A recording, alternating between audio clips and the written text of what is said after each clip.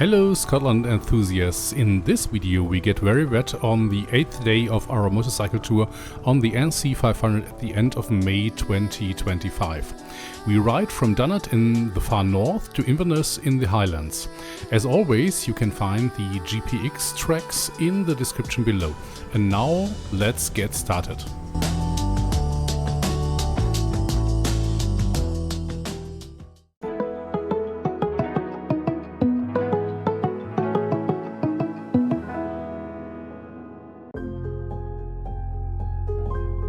Today we start at Dunnet Head, the northernmost point of the British mainland. We drive south along the coast to Dunrobin Castle and later past the Glenmorangie distillery, where unfortunately we were unable to get an appointment. The day's stage ends in Inverness, where the North Coast 500 also officially ends, but not our tour. We packed our motorbike in pouring rain and then set off for Dunnet Head and its lighthouse. John O'Groats is generally considered to be the northernmost point of the British mainland, but that's not true. It's Dunnet Head.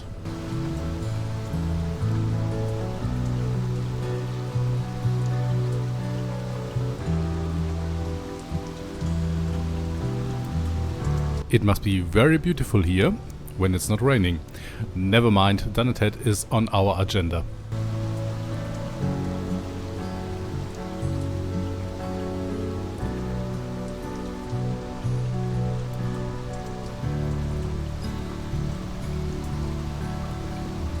Ah, finally a site that isn't completely overrun with tourists. We wonder why that is. We slowly drive towards the lighthouse, which is still in operation. Until 1989 it was still operated manually by lighthouse keepers. The lighthouse was built by the grandfather of Scottish author Robert Louis Stevenson. He became famous for books such as Treasure Island and Dr. Jekyll and Mr. Hyde. On a clear day you can see as far as the Orkney Islands. Unfortunately, that's not the case today, so we decide to move on.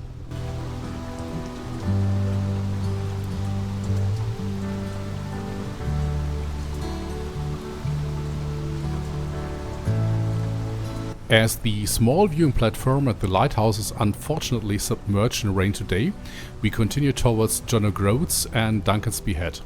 We had planned the tour at home, of course, and had completely different images in our minds. No rain, blue skies and sunshine were supposed to be the order of the day. So exactly the opposite of our current journey. Somewhat distracted, I overlook the sign for John O'Groats and turn right towards Duncansby Head. The funny thing is that others have apparently done the same thing. We've linked a video from two well-known YouTubers in the top right corner who made the same mistake on their motorbike tour in September 2024. However, they had good weather. Was skipping John O'Groats in this weather really a mistake? I don't know. After all, John O'Groats won the award for most desolate place of the year in 2010. It's really just a large car park with a few tourist traps. There's not much to see there, so people mainly take quick selfies. But see for yourself.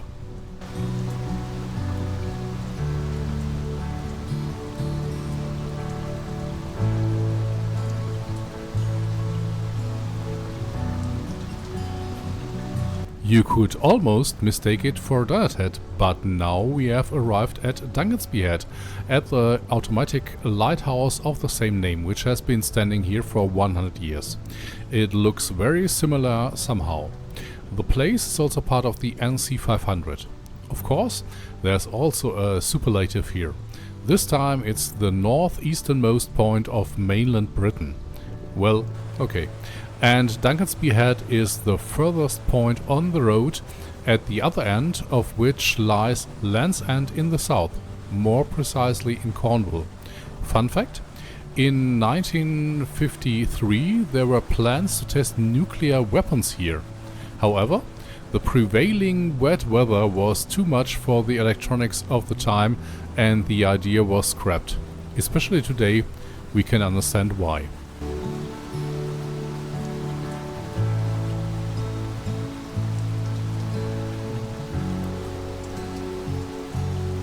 We are very glad that we don't have to ride closer to the cliffs in the rain and gusty winds.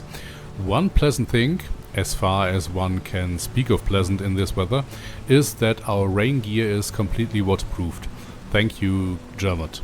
And that we don't have to ride on single tracks here.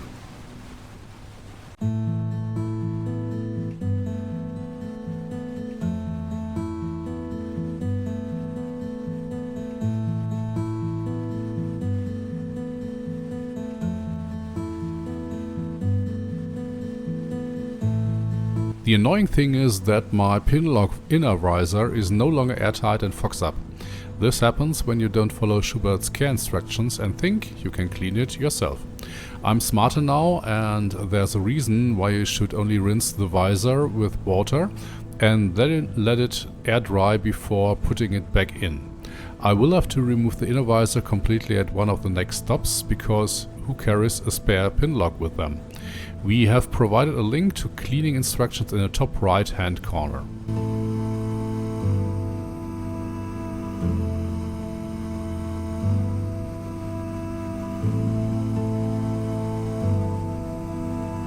Even though you can tell from the video, the driest and most pleasant months in Scotland are May and September. We can't really recommend weather apps because the weather here changes every 15 minutes. We've started wearing rain gear all the time because otherwise we'd be constantly changing clothes. Okay, probably not today.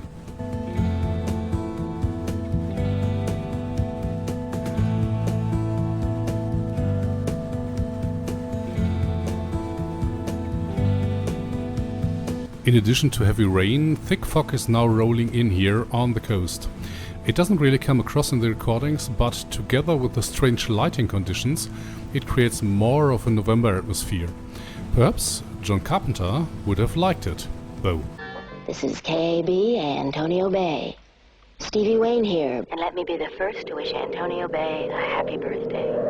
We're 100 years old today, and keep a watch out for that fog bank heading in from the east. It's not for nothing that the entire road can be closed off here in winter, because then the only way to get around is by snowmobile.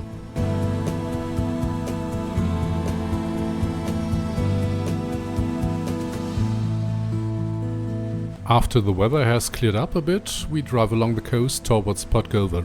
Podgover is a former fishing village on the coast of Moray Firth and nowadays mainly offers holiday accommodation.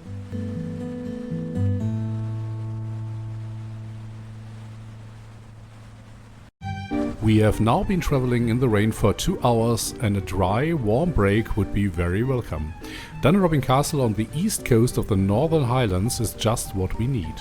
From 1st April to 31st October, you can drive up the long driveway to the castle itself.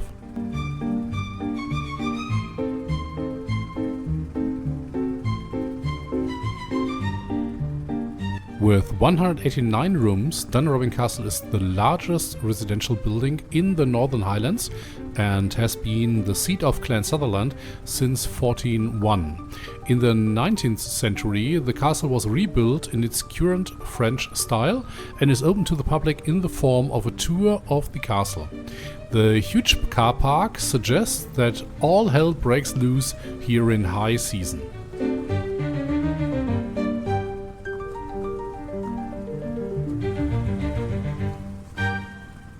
We were able to leave our helmets in the cloakroom, and after paying £31, we were allowed to join the crowds of tourists. The self-guided tour will take us through the staterooms on the first floor and then on to the smaller rooms in the older part of the building. Dunrobin Castle is classified as a Category A building in the Scottish Listed Buildings Register and includes a dairy, a dovecote, an ice house, stables, a private cemetery, and even its own railway station.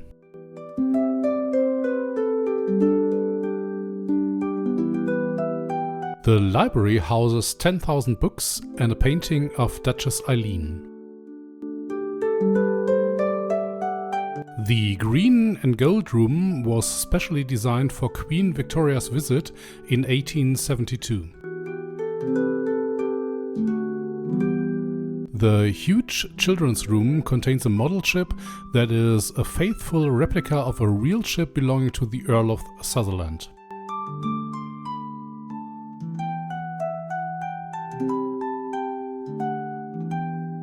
During the First World War, the building was used as a naval hospital. After much of the 19th century interior was destroyed by fire in 1915, it was redesigned after the First World War. We can see this today, for example, in the military room with its weapons and uniforms.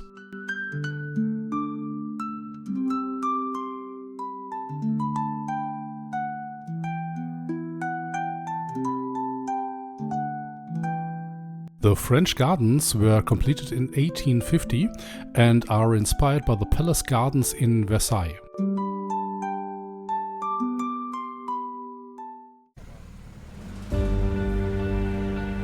After being briefly shooed out of the castle because there was apparently a fire alarm, we are now back on tour and driving through the impressively large castle grounds.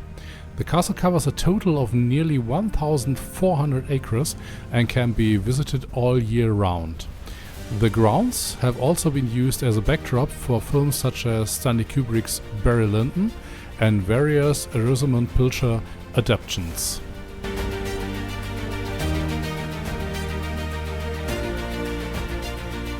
We leave the castle grounds and head towards Golspie, a small village nearby. The village is closely linked to the history of the Sutherlands. At the beginning of the 19th century, the Duke of Sutherland owned the largest non-state-owned estates in Europe. The Sutherlands had big plans for Golspie. A new, better harbour was to be built.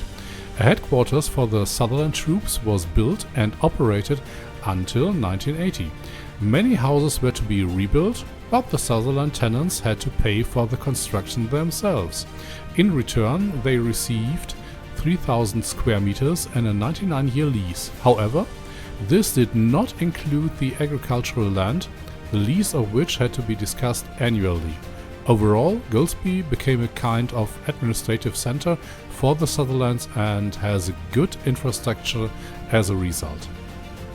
Golspie, with a population of just under 1,400, now has a hospital, hotels, guest houses, B&Bs, cottages and a campsite near the castle. Not far from the town centre there is a kart track and, obligatory for Scotland, a golf course. Tennis courts and a swimming pool complete the range of sporting activities on offer. Shortly before reaching our destination for the day, Inverness, we pass Cromarty Bridge, which has helped to develop the Highlands economically, socially and touristically since 1979.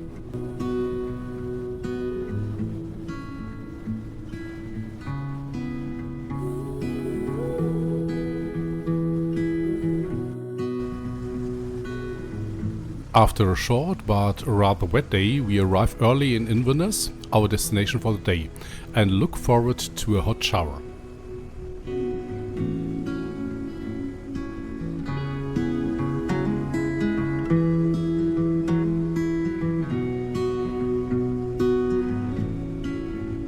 Inverness, the capital of the Scottish Highlands, is the start and end point of the North Coast 500 after more than 515 miles. As there is no generally accepted definition of the city limits, estimates of the population vary between a good 40,000 and over 65,000 inhabitants. Inverness itself has a long history but exudes less of the medieval charm that Edinburgh, for example, possesses.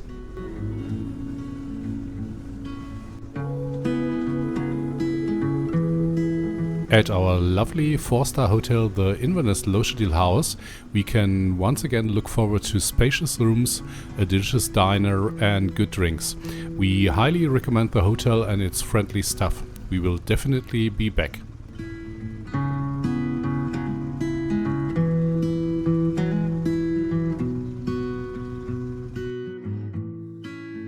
If If you enjoyed our short video, we would be delighted if you gave us a thumbs up. Please subscribe to our channel so you don't miss day 9 of our Scotland tour. See you soon.